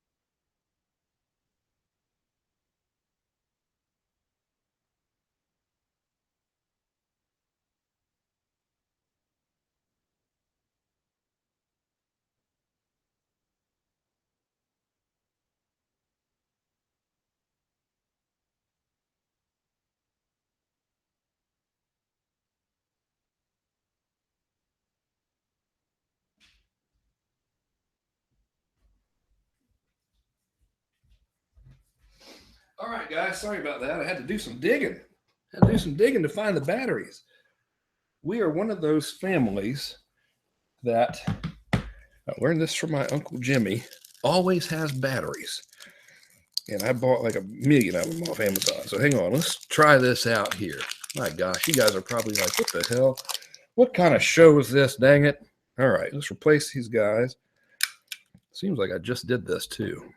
Weird. All right. New batteries coming right up, ladies and gents, if you're still with me, you very patient and kind people. All righty. There we go. Come on, mouse. Oh, look at there. It's already the green light is on. Let's see. Come on, buddy. Come on. Oh, my God. Come on. Connection. Well, I'll lose the connection again. Come on, connection. Come on. It's trying. Come on here. Oh, it's connected. Okay. Here we go. Awesome. Yay. Ed said Frank's gone. Let's talk about him. I know. Let's talk about him. Okay. So anyway, now I got to fuss. I'm going to, you know what I'm going to do is I'm going to text her. All right. Now I'm going to fuss. This isn't her fault. I'm still going to fuss. Watch this. Let's raise hell. Hang on. I'm texting. WTF is up with newsletter not arriving. Because by gum, it should be there. Publications on the 16th. I know because I'm the guy that publishes it, by gum. So we'll see what's happening. Okay, Aniko says, do you have any advice on how to break through starting to do a scary activity, publishing, speaking live on a webinar that one is backed off from forever? Have you ever had such a block? What worked best to get through? Man, everything I've done has been scary as shit. I'm a hardcore introvert. My brain tells me that everybody wants to kill me. I'm not kidding you, by the way. I literally have brain damage, probably because of massive amphetamine and hallucinogenic use, to be 100% transparent with you, because my upbringing was a little bit wild. And I went and I got this damn brain scan done, and my cerebral, whatever the fight or flight thing on, is at like level 10 all the time, which is basically like everyone in the world is trying to kill you. Public speaking makes me nervous. Crowds makes me nervous. Talking one-on-one to people makes me nervous. I'm extremely introverted. And guess what?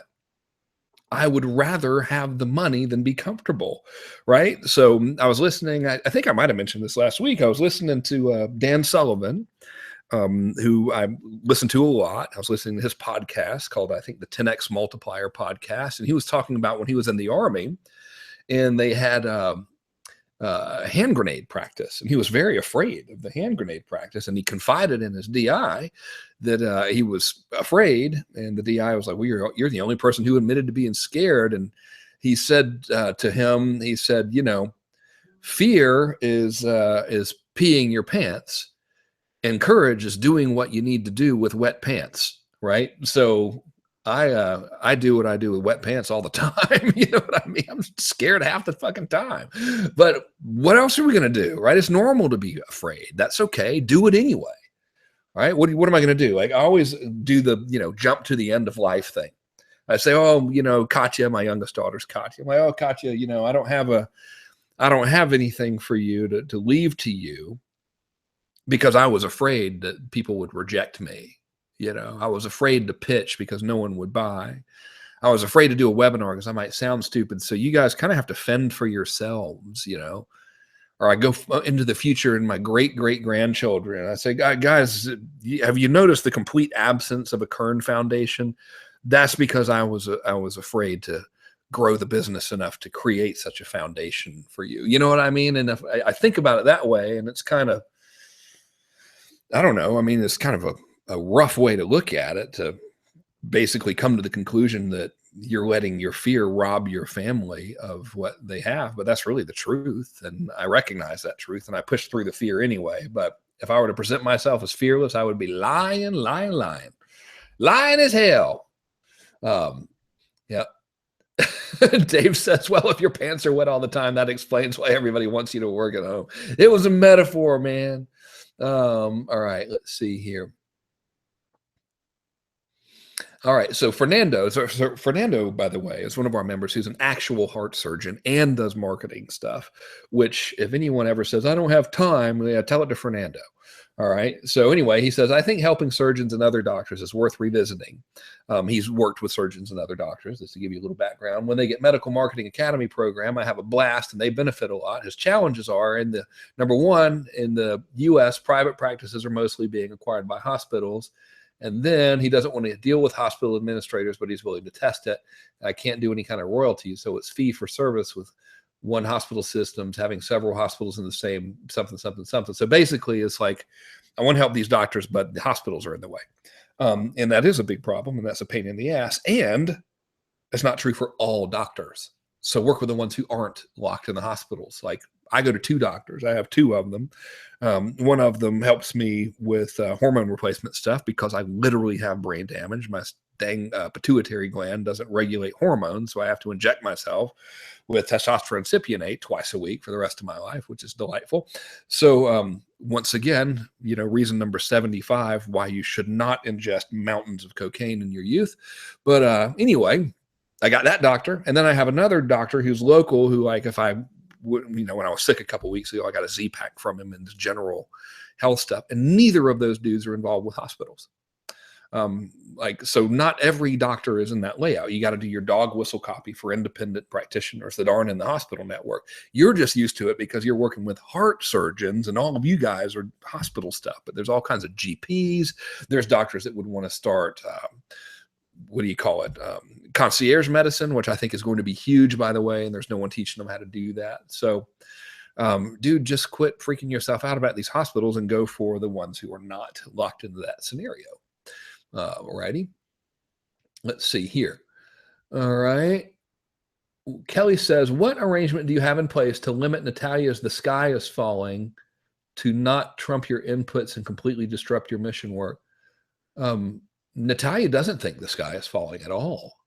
So I don't have that issue. She's very forward thinking and she's very aggressive and she thinks very, very abundantly. So gosh, if I ever portrayed her as someone who thinks the sky is falling, that was a very serious misstep on my part, because she certainly does not think like that at all.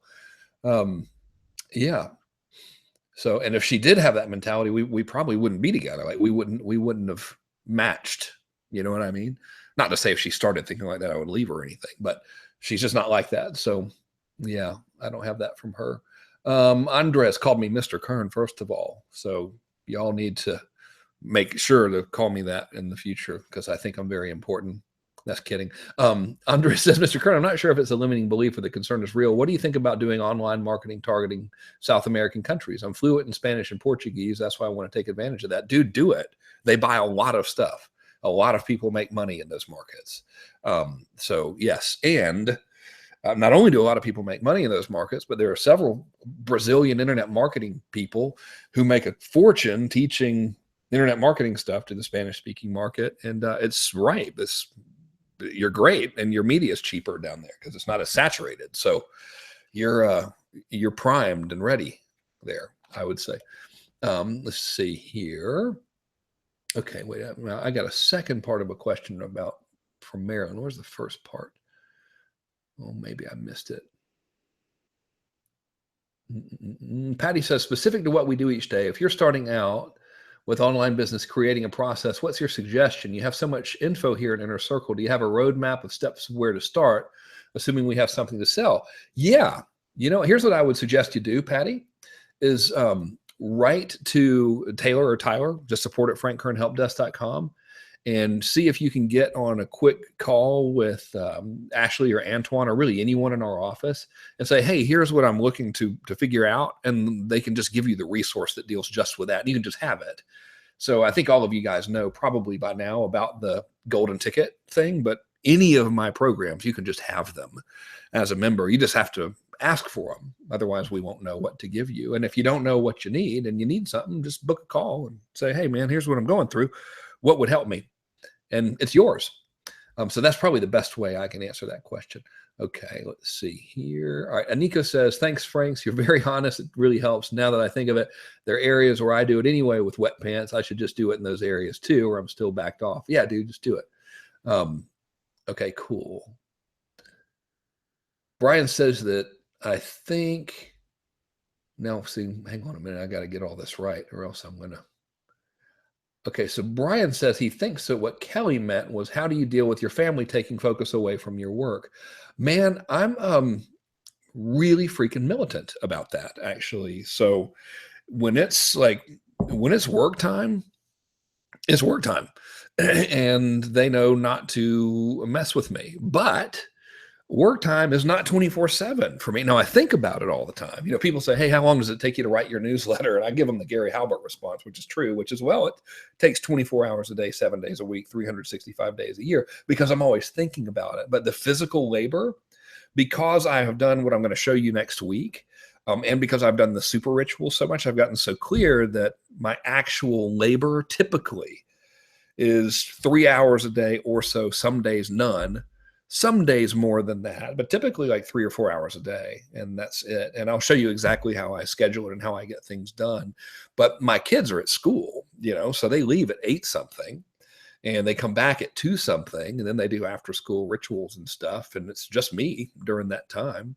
And a lot of times Natalia and I will go have a little date and stuff, and we'll go do things. In fact, we're going to go do some stuff here in about 30 minutes. Actually, we're going to go do some stuff here in about 11 minutes. We're going to go to lunch. So it's working pretty good. In my previous life, I was married before and I was younger and I didn't quite know how to handle all of this stuff. I went and I got an office outside of the home so no one could get to me. And now I don't need to do that because everyone's very respectful of my time.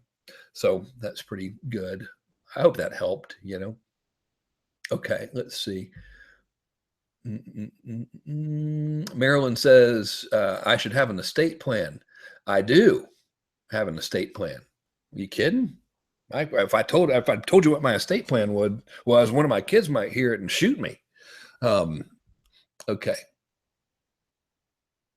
Oh, no worries, Kelly. I got you. We're all cool. We cool, Kelly. I know you wasn't hating. Okay, this is a great question from Matt. He says, Frank, what are the 3 things you would say to yourself 20 years ago if you had the chance? Okay, now this is, and actually, David, let me answer this for you. I believe, David, the San Diego event is going to be at the La Jolla Torrey Pines Hilton on the 23rd and 24th of March. I think those contracts were signed on Friday. Okay, so this is a great question from Matt. All right, so assuming that like everything that was going to happen was still going to happen, you know what I mean? So I could go back 20 years ago and be like, dude, all this, you're going to experience all of these things. Here is my answer. Number one, I would say, do not get married to your first wife.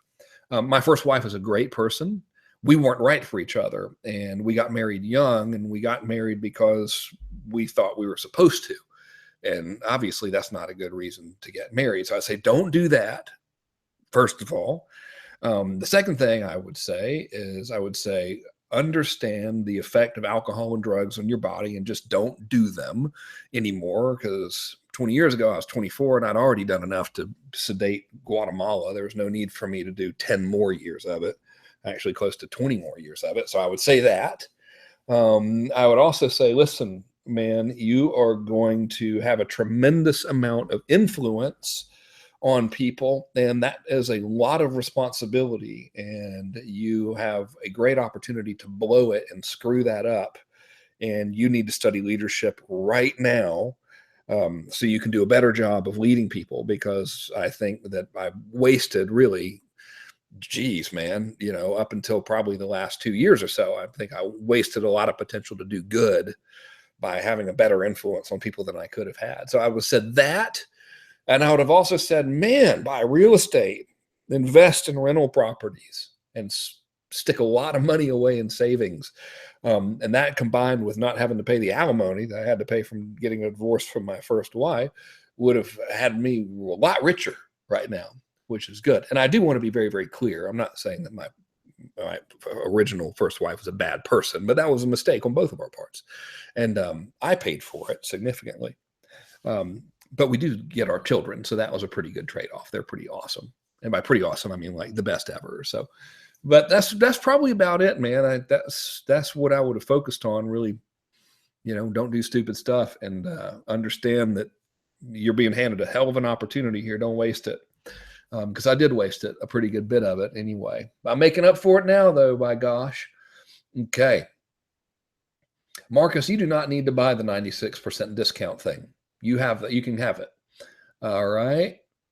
Chuka says, I was booked for a hot seat in Alchemy, but we ran out of time. How can I make it to check my sales system after the 96% opt-in? I don't understand it. I don't know what that question is. Dude, how am I missing out? Okay, hang on.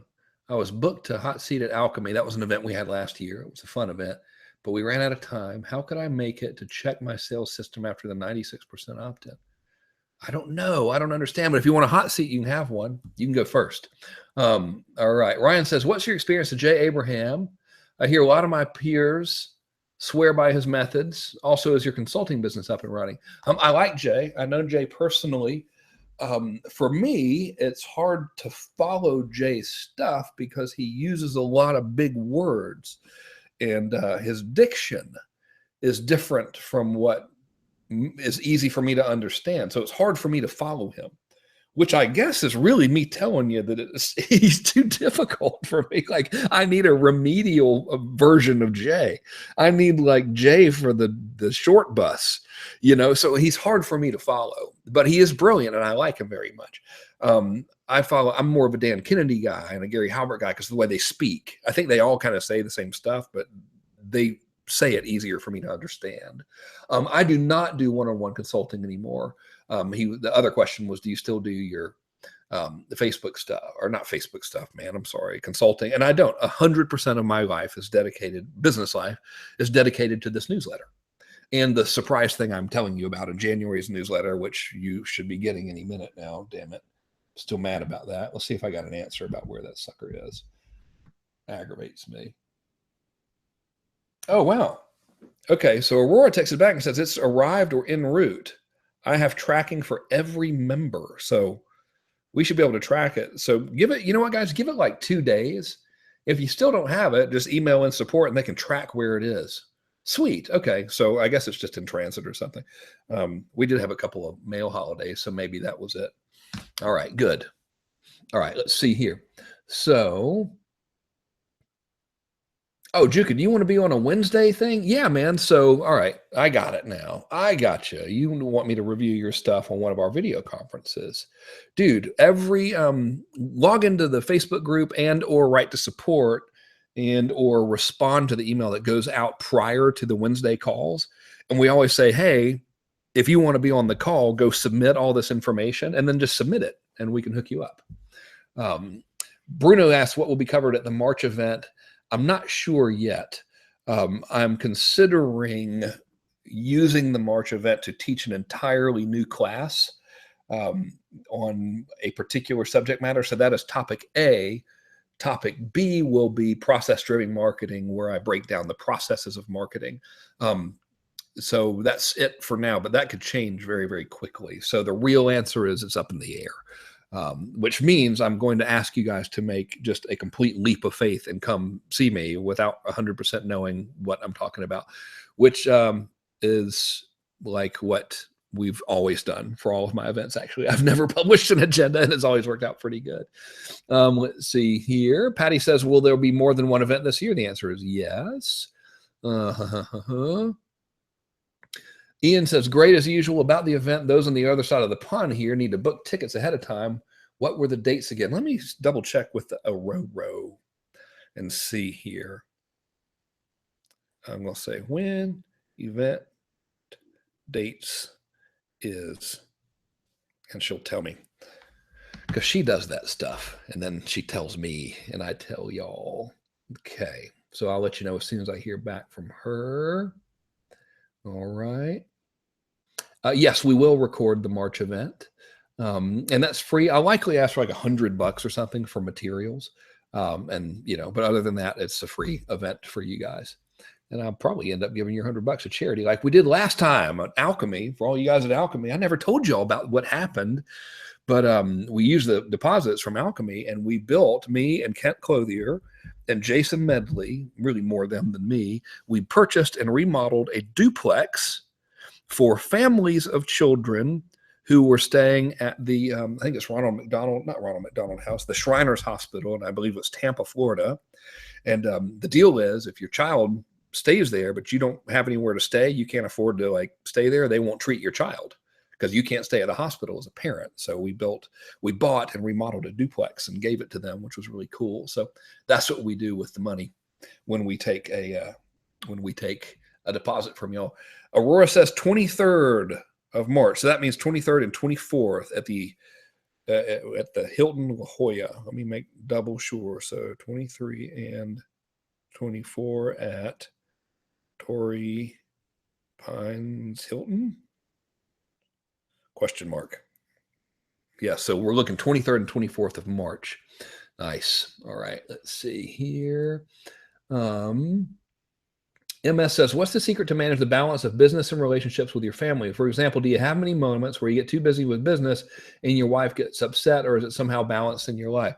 I don't have that because of who I'm married to. So my wife was born in, I believe she was born in Ukraine and then moved to a little village somewhere called Transnistria and then moved to another little village called Krasnoyovnia. She spent much of her time with her grandparents. There's no running water. They had an outhouse. Her stepfather was in the military. Her parents divorced at a very early age, and her mother married another guy. He was in the military.